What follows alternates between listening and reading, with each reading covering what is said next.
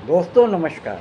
दोस्तों, सवा महीने पहले देश में नई सरकार का गठन हुआ, जिसमें कि तीसरी बार नरेंद्र मोदी सरकार में फिर से प्रधानमंत्री बने।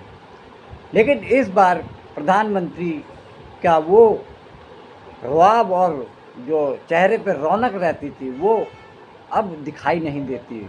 उसके पीछे कारण यह है कि पहली बार प्रधानमंत्री मोदी को अन्य दलों के सहायता की वजह से सरकार बनाने का मौका मिला है। वो इस बात के लिए अभी तक तैयार नहीं थे।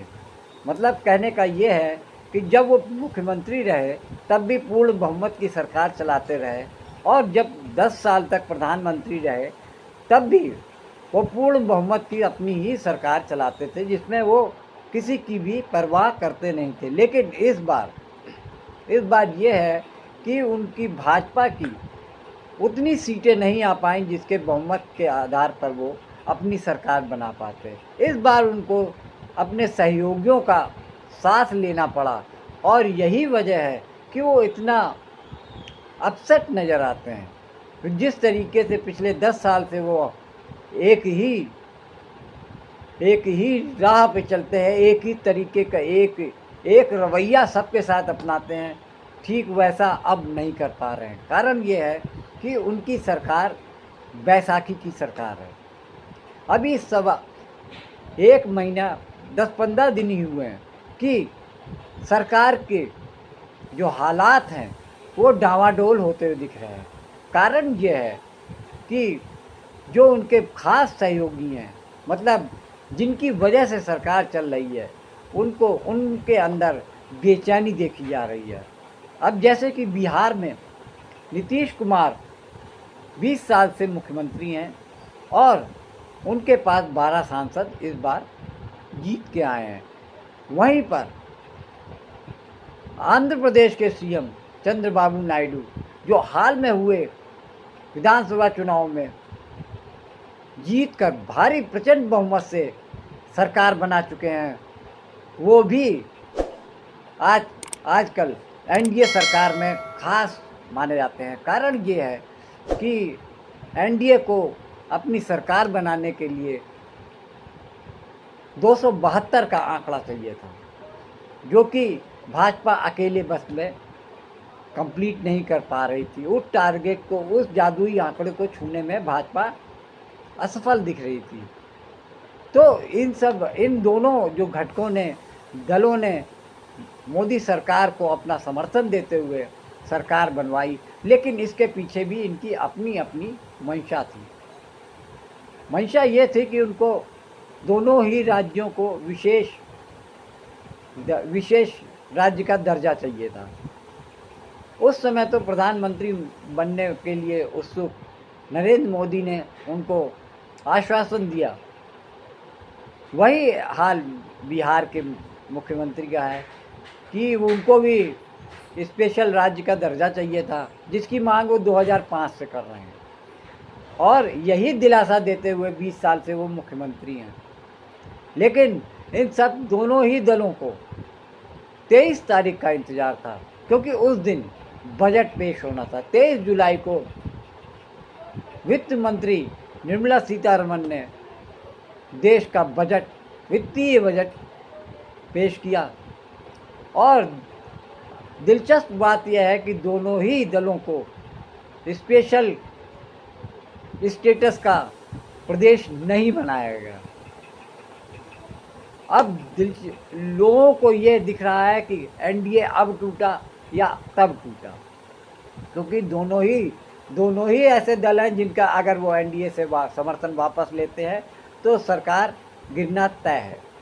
ये बात तो बिल्कुल सबको मालूम है कि अगर 28 सीट कम होती हैं तो निश्चित तौर पर प्रधानमंत्री मोदी का पद जा सकता है, उनकी सरकार गिर सकती है। प्रधानमंत्री मोदी और उनकी सरकार इस पसोपेश में है कि हम दोनों को कैसे संतुष्ट किया जाए। इसलिए प्रधानमंत्री मोदी ने स्पेशल स्टेटस तो नहीं दिया प्रदेशों को, लेकिन उनको एक राहत पैकेज के रूप में दोनों दलों को लगभग 50,000 करोड़ का राहत पैकेज दे दिया। अब बात यह है कि क्या नीतीश कुमार और चंद्रबाबू नायडू इस राहत पैकेज से कितने दिनों तक सहमत रहेंगे और कितने दिनों तक वो सरकार को समर्थन देते रहेंगे। दोस्तों, आपको बता दें कि जैसे कि नीतीश कुमार पिछले 20-22 साल में कई बार एनडीए के सदस्य बने, कई बार वापस गए और कई बार फिर एनडीए के साथ आए। यहाँ तक कि शाह ने 4-5 महीने पहले ही कह दिया था कि नीतीश कुमार के लिए एनडीए का दरवाज़ा हमेशा के लिए बंद हो गया। लेकिन उसके 2 महीने बाद ही नीतीश कुमार को शाह और मोदी ने हाथों हाथ उनको अपने साथ में लिया। ये होती है राजनीति। किसी की बात का कोई भरोसा नहीं और कोई हमेशा के लिए एक दूसरे के लिए कभी भी सदा के लिए दुश्मन नहीं होते और सदा के लिए दोस्त भी नहीं होते। इस तरीके से एनडीए में शामिल हुए नीतीश और चंद्रबाबू नायडू ने दोनों ने मिलकर 28 सीटों पर लोकसभा चुनाव में जीत हासिल की। बात यह है कि भाजपा की इस बार बिहार में वो हनक या वो धमक नहीं दिखाई दी, जिसकी वजह से 2019 में जो 40 में से 39 सीट जेडीयू और भाजपा ने मिलकर जीती थी, इस बार केवल नीतीश कुमार का ही जादू चलता दिखा। एक बात स्पष्ट कर देता हूं, किसी के मन में ये संशय हो कि चुनाव के परिणामों के बाद नीतीश बाबू को फिर से भाजपा एनडीए में लेगी, तो मैं बिहार की जनता को स्पष्ट कह देना चाहता हूं और लल्लन बाबू को भी स्पष्ट कहना चाहता हूं, आप लोगों के लिए भाजपा के दरवाजे हमेशा के लिए बंद हो चुके हैं। माताओं, भाइयों, ये याद दिलाते हैं कि वो मुझसे बहुत सीनियर है। भाई, इसमें क्या विवाद है? आप सीनियर है, इसलिए आपके सम्मान में मैंने कभी कोई कमी नहीं छोड़ी है। आप सीनियर है दल बदलने में, आप सीनियर है नए नए दलों से गठबंधन करने में, आप सीनियर है अपने खुद के ससुर की पीठ में छुरा भोंकने में। अरे आप सीनियर है एक चुनाव के बाद दूसरे चुनाव में हारने में, एक चुनाव के बाद दूसरे चुनाव में हारने में, और मैं तो उसमें सीनियर हूं नहीं, आप सीनियर। जैसे ही 23 जुलाई को ये क्लियर हुआ कि बिहार को स्पेशल राज्य का दर्जा नहीं मिलने वाला है, तुरंत बिहार की राजनीति में जितने राजनीतिक दल जुड़े हुए हैं उनमें उबाल सा आ गया। यहाँ तक कि आरजेडी के जो सुप्रीमो लालू प्रसाद यादव ने नीतीश कुमार को निशाने पर लेते हुए कहा कि नीतीश कुमार पिछले 20 साल से इसी मुद्दे को लेकर जनता को मूर्ख बना रहे थे कि विशेष राज्य का दर्जा हमको केंद्र से लेना है, और अब वो मौका आने पर वो केंद्र से विशेष राज्य का दर्जा नहीं ले पाए, इसलिए उनको अब मुख्यमंत्री पद से इस्तीफा दे देना चाहिए। वहीं पर रामविलास पासवान के बेटे चिराग पासवान, जिनके पास इस पिछले लोकसभा चुनाव में 5 सीटें हैं, उनको भी केंद्र में मंत्री बनाया गया है। रामविलास पासवान के बेटे चिराग पासवान ने मोदी की कसौटी पे खरे उतरते हुए ये जता दिया कि बिहार में वो अपने बाप के नक्शे कदम पर ही चल रहे हैं और मौके पर ही चौका मारते हैं। लेकिन इस बात के लिए जब बिहार में विशेष राज्य का दर्जा न मिलने पर पूरे बिहार के जो राजनीतिक दल हैं, जिनमें जीतन राम मांझी की पार्टी हम और उपेंद्र कुशवाहा की पार्टी, उसमें साथ में वीआईपी, आरजेडी और सीपीएम वगैरह सब जितने भी बिहार में राजनीतिक दल एक्टिव हैं, वो सब इस बात के लिए आमादा हो गए हैं कि केंद्र सरकार ने उनके साथ धोखा किया। उनके बिहार के विशेष राज्य वाले मामले को लेकर उन्होंने जो अपना पैतरा दिखाया है, उससे उनमें काफ़ी रोष है। लोग ये कह रहे हैं कि इस समय तुरंत जेडीयू को, यानी नीतीश कुमार की पार्टी को, अपने मंत्रियों को वापस ले लेना चाहिए, ताकि उनको एहसास हो कि बिहार का राजनीतिक दल है, उनके बल पर ही सरकार चल रही है। वहीं पे लालू प्रसाद यादव और तेजस्वी यादव इस बात को लेकर काफ़ी क्रोध में हैं कि जिस बिहार को विशेष राज्य का दर्जा दिलाने के लिए पिछले 20 सालों से नीतीश कुमार लोगों के बीच में ढिंढोरा पीट रहे थे, आज उनके केंद्र में एनडीए में शामिल होने के बावजूद उनको वो विशेष दर्जा नहीं प्राप्त हो रहा है। इसके साथ ही एनडीए में शामिल और खास प्रधानमंत्री मोदी और शाह के खास चंद्रबाबू नायडू भी विशेष दर्जे की मांग कर चुके थे और सरकार के आगे उन्होंने 1 लाख करोड़ रुपए की राहत राशि और विशेष दर्जे की मांग की थी। लेकिन आज जब विशेष राज्य की बात वित्त मंत्रालय ने नकारते हुए कहा कि उनको जो नियम कायदे हैं उसके हिसाब से विशेष राज्य का दर्जा नहीं दिया जा सकता, इसके बावजूद अब स्थिति यह है कि विशेष राज्य का दर्जा न मिलने पर नायडू के ऊपर क्या बीतती है। वो जो अपने आंध्र प्रदेश की बेहतरी के लिए जो कुछ करना चाहते थे, नई राजधानी बनाना चाहते थे, इंफ्रास्ट्रक्चर में काफ़ी कुछ करना था, जिसके लिए उन्होंने अपना बजट 1 लाख करोड़ रुपए का प्रधानमंत्री मोदी और वित्त मंत्रालय में जमा कर रखा था, लेकिन उसके बावजूद उनको फिलहाल मना कर दिया गया है और सिर्फ दोनों ही दलों को 50,000 करोड़ के अनुदान की राशि से संतृप्त कर दिया है। अब सवाल ये उठता है कि क्या दोनों दल इस इतने पैकेज पे अपने आप को एनडीए में कब तक रखना चाहेंगे। उनको तो ये था कि हमें अपने राज्य को सुदृढ़ करना है, लेकिन ना तो बिहार को स्पेशल राज्य का दर्जा मिला और ना ही टीडीपी को मिला। चंद्रबाबू नायडू भी हाथ मलते रह गए।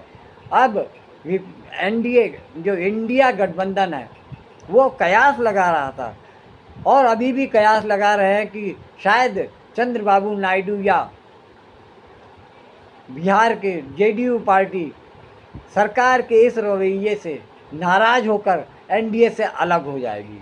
ये उनके कयास लग रहे हैं। लेकिन आपको जानकारी दे दूं कि दोनों ही बड़े घाघ और बहुत ही ज़्यादा चतुर नेता हैं।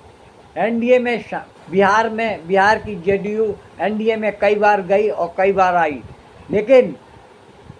लेकिन आज तक उस पर कोई भी पार्टी विश्वास नहीं करती कि वो कब पलट जाए। नीतीश कुमार को तो लोग अब पलटू चाचा भी कहने लगे हैं।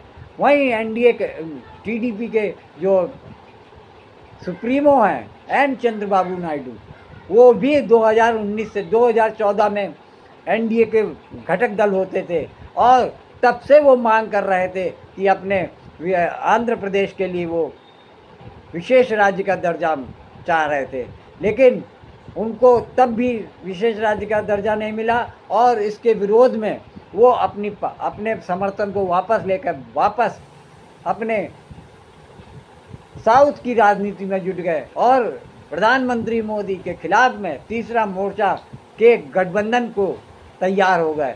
तो इस तरीके से आप समझ सकते हैं देश की राजनीति में कोई हमेशा के लिए दुश्मन नहीं होता और कोई हमेशा के लिए दोस्त नहीं होता। सिर्फ मौके की तलाश होती है। मौका देखकर चौका मारने की आदत सभी राजनीतियों की होती है। आज जब 23 जुलाई को देश की वित्त मंत्री निर्मला सीतारमण ने अपना 7वां बजट सामने रखा तो आज के हालात बहुत कुछ बदले नज़र आ रहे थे। कारण ये था कि पहली बार सदन के अंदर विपक्ष मौजूद था। यानी पिछले 10 सालों तक सदन में विपक्ष की कोई भूमिका ही नहीं थी। विपक्ष इतना कमज़ोर था कि वो अपनी आवाज़ बुलंद कर पाने में सफल नहीं था। लेकिन आज की स्थिति ये है कि जहां एक तरफ एलओपी यानी leader of opposition Rahul Gandhi हैं, वहीं दूसरी तरफ समाजवादी पार्टी के जो नेता सुप्रीमो अखिलेश यादव हैं और साथ में बहुत सारे नए सांसद जब विपक्ष में बैठे हुए हैं, तो ऐसे में प्रधानमंत्री मोदी अपने आप को काफ़ी असहज महसूस करते हैं। वो जिस तरीके से पिछली सरकार में दहाड़ कर बोलते थे, एक अकेला सब पे भारी, लेकिन आज की स्थिति ये है कि आज विपक्ष के आगे प्रधानमंत्री मोदी की बोलती बंद हो जाती है। वो स्पीकर से इस बात की अरदास करते हैं कि इनको शांत करने का प्रयास किया जाए, इन पे रोक लगाई जाए। लेकिन आज जब विपक्ष इतना मजबूत है, तो वो पिछले साल वाली जो हरकत ओम बिरला ने की थी और राज्यसभा के सभापति जगदीप धनखड़ ने लगभग 150 सांसदों को बाहर का रास्ता दिखाकर सस्पेंड करके लगभग आधा दर्जन से ज़्यादा बिलों को पास करा के कानून बनवा लिया था। लेकिन आज की हालात बिल्कुल अलग हैं। देश में एक नया संदेश जा रहा है कि अब तो बदलाव की बयार दिख रही है और यही लोग मन ही मन ये सोच रहे हैं कि ये एनडीए की सरकार कितने दिनों तक सरकार कायम रहती है, कब इसके दो पहिए अलग निकल जाएं और सरकार तुरंत गिर जाए। इस बात का इंतजार सभी को है।